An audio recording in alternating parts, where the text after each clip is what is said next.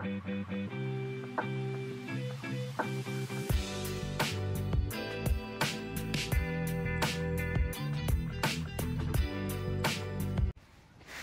मुक्ताज creation चॅनलवर पुन्हा एकदा नव्याने अगदी मनापासून आपले खूप खूप स्वागत.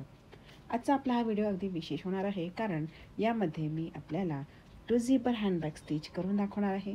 चला तर मग आपण हँडबॅग स्टिच करायला सुरुवात करूया. ही बॅग बनवण्यासाठी मी घेतला आहे 5.5 बाय 16 इंचाचं मेन फॅब्रिक. या फॅब्रिकला कॅनव्हास पेपर पेस्ट केलेला आहे. तर त्याचबरोबर याच मापाचे म्हणजे 5.5 बाय 16 इंचाचे घेतलेले आहे नॉन ओव्हन फॅब्रिक लायनिंगसाठी. आणि बेल्ट घेतला आहे 2.5 बाय 16.5 इंचाचा 2 बेल्ट आहेत. आणि त्यानंतर 4 बाय 8 इंचाचा हा एक पीस घेतलेला आहे. तर ही दुसरी 1.5 बाय 8 इंचाची एक स्ट्रीप घेतलेली आहे. यापासून आपण या बॅगचे पॉकेट बनवणार आहे. तर घेतले आहेत 2 झिपर आणि 2 रनर. 8 इंचाचे झिपर आहेत. चला तर मग आपण बॅगला सुरुवात करू. ही 2 झिपर बॅग आहे. तर आपण आधी हे पॉकेट करून घेणार आहोत. तर त्यासाठी आपण हा जो फॅब्रिक वापरलेला आहे 8 बाय 4 इंचाचा, तर 8 इंचाची झिप घेतलेली आहे आणि त्याच्या एका साईडवर ही झिप लावायची आहे. बघा, या पद्धतीने ही झिप लावून घ्यायची आहे. झिप पालथी ठेवायची आहे आणि लावायची आहे. त्यानंतर इथे प्रेस स्टिच घ्यायचं आहे. बघा, या पद्धतीने प्रेस स्टिच घ्यायचं आहे. तर आता या झिपच्या दुसऱ्या बाजूला 1.5 बाय 8 इंचाची स्ट्रीप आहे, ती आपण इथे जोडणार आहोत. ही जोडून झाल्यानंतर पुन्हा यावर सुद्धा एक प्रेस स्टिच घ्यायची आहे आणि यानंतर झिपमध्ये आपण रनर इन्सर्ट करणार आहोत. बघा, या पद्धतीने रनर इन्सर्ट करायचं आहे. तर पहा, आता हे पॉकेट आहे, तर याला आता आपण आत लायनिंग लावणार आहोत. बघा, हे पॉकेट पूर्ण करण्यासाठी आपण हे लायनिंगचं जे फॅब्रिक आहे 5.5 बाय 16 इंचाचं, तर त्यावर ठेवून आपण हे पॉकेट तयार करून घेणार आहोत. बघा, या पद्धतीने हे ठेवून घ्यायचं आहे. हे पॉकेट लायनिंगला असणार आहे, त्यामुळे आपण हे आधी लायनिंगला जोडून घेत आहोत. तर हे आतून आहे हे पॉकेट, त्यामुळे आपण हे लायनिंगवर लावत आहोत. तर या पॉकेटच्या चारही साईडला याप्रमाणे स्टिच घ्यायची आहे. पहा, ही आपली चारही साईडने स्टिच घेऊन झालेली आहे. आता हे पॉकेट तयार झालेलं आहे. बघू शकता, या पद्धतीने हे पॉकेट तयार झालेलं आहे. आणि यानंतर बॅगचे बेल्ट तयार करायचे आहे. तर बघा, त्यासाठी आपण हे 2.5 बाय 16.5 इंचाचे जे फॅब्रिक घेतलेला होता कॅनव्हास पेपर पेस्टेड फॅब्रिक, तो घ्यायचा आहे. आणि या पद्धतीने त्याला दोन्ही साईडला 1.5 इंचाचे फोल्ड घ्यायचे आहेत. बघा, आणि हे फोल्ड्स असे एकावर एक ठेवायचे आहेत आणि टॉप स्टिच घ्यायची आहे. बघा, टॉप स्टिच घ्यायची आहे. स्टिच अगदी व्यवस्थित येऊ द्या, म्हणजे बेल्टला फिनिशिंग येते. तर पहा, या पद्धतीने हे बेल्ट तयार करून घ्यायचे आहे.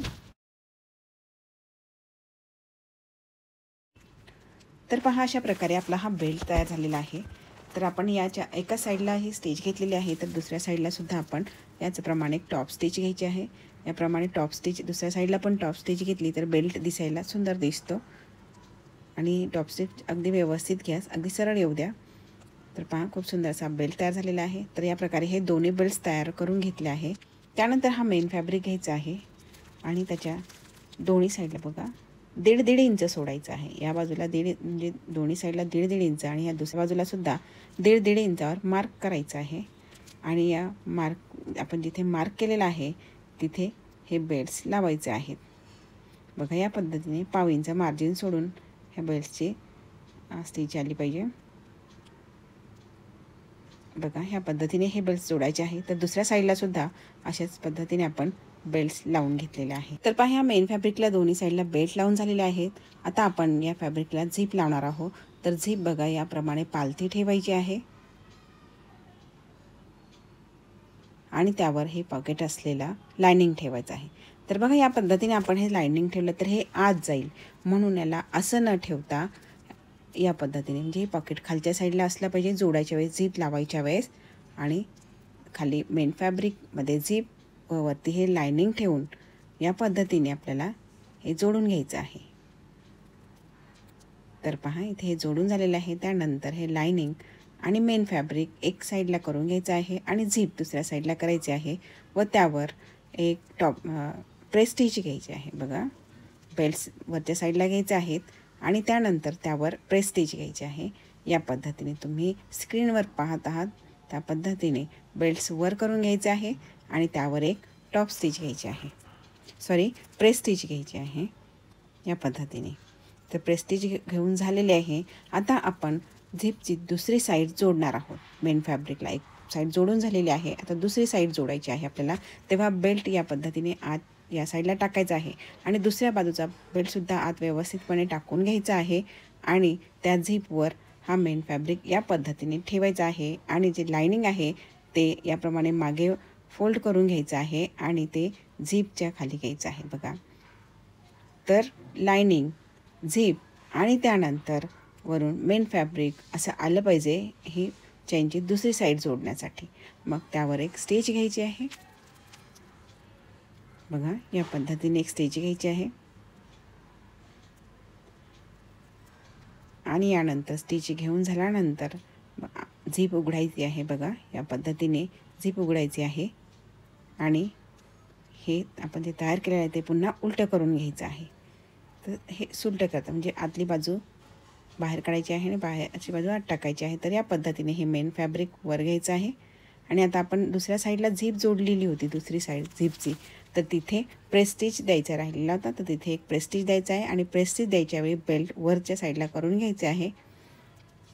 यानंतर आपण ह्या दोन्ही साईडला स्टिच घेऊया म्हणजे ते जे आहे लायनिंग आणि ते एकमेकांना मेन फॅब्रिक एकमेकांना व्यवस्थितपणे जोडला जाईल आणि पुढचे स्टिच घ्यायच्या वेळी आपल्याला कुठलाही प्रॉब्लेम येणार नाही.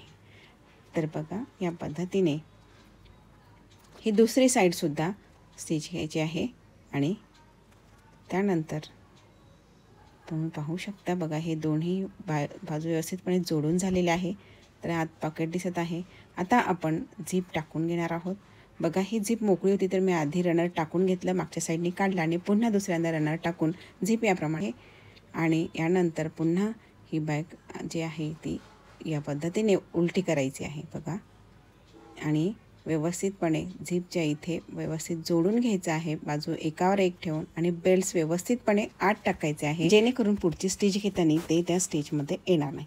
तर बघा झिप बरोबर जोडून घेतलेले आहे व्यवस्थितपणे आणि आता इथे मी 1.5 इंचावर मार्क करते आहे. 1.5 बाय 1.5चा एक बॉक्स घेत आहे. 1.5 बाय 1.5चा बॉक्स दोन्ही साईडला घ्यायचा आहे बघा. हे बॉक्सेस घ्यायच्या आधी आपण दोन्ही साईडला जे स्टिचेस असतात ते सुद्धा तुम्ही ते स्टिच घेऊ शकतात, पण मी इथे घेतलेल्या नाही, माझ्याकडनं घ्यायच्या राहिल्या. त्यानंतर सुद्धा तुम्ही हे बॉक्स कट करू शकतात. तर बघा आधी आपण हे बॉक्स कट करून घेत आहोत. या पद्धतीने बॉक्स व्यवस्थित कट करून घ्यायचे आहे 1.5 बाय 1.5चे आणि नंतर आपण आता ही स्टिच घेत आहोत. तर ही स्टिच आपण बॉक्स कट करायच्या आधीसुद्धा घेऊ शकत होतो, तर ते माझ्याकडनं राहिली घ्यायची. तर ही स्टिच मी आता घेत आहे. तर याप्रमाणे हे दोन्ही स्टिच घ्यायचे आहेत दोन साईडला बघा.